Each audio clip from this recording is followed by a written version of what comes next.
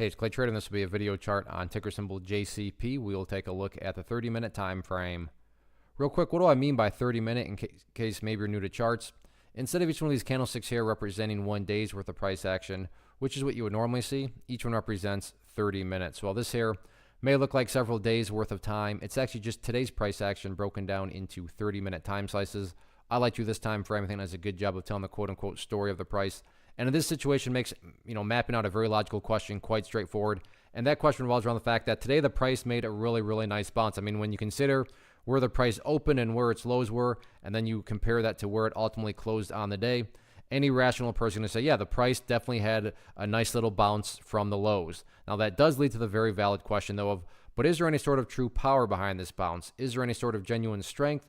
Or is this just some sort of knee-jerk reaction, dead cat bounce type move? I have no idea. But like I said, by using charts, we can make answering that question very straightforward. And in my mind, it's all about this area right here at $2.97. Why is $2.97 so important? Well, hopefully we can all agree on the logic that price movements with genuine strength, with true power, so a bounce that is actually a bounce, well, the price is going to keep on bouncing, right? Or in other words, the price is going to make progress forward. The price is not going to go back to where it was. I'm assuming you're saying, hey, thanks, Captain Obvious.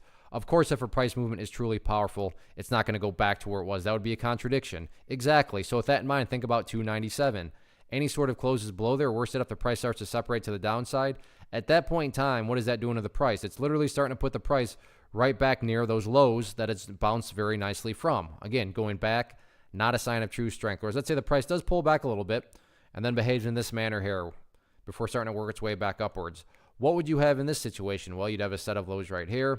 You'd have that low down there. If you picture each one of these as stair steps, well, hey, now you have stair steps progressing in the upwards direction. And that's the name of the game.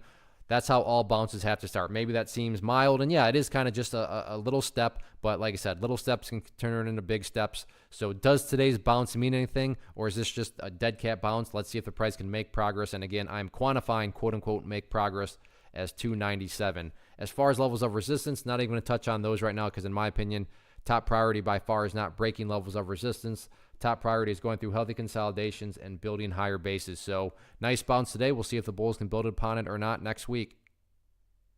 One of the biggest questions that I get is, hey Clay, how do you find the stocks that you trade? So what I've done is put together a free resource guide where I talk about the tools that I use to locate stocks that I find interesting and think may have potential. So if that sounds like something that could add value to you as a trader, then click on the image that is up on the screen right now and I will email you the guide. The guide itself is very short and to the point, and best part, it's completely free.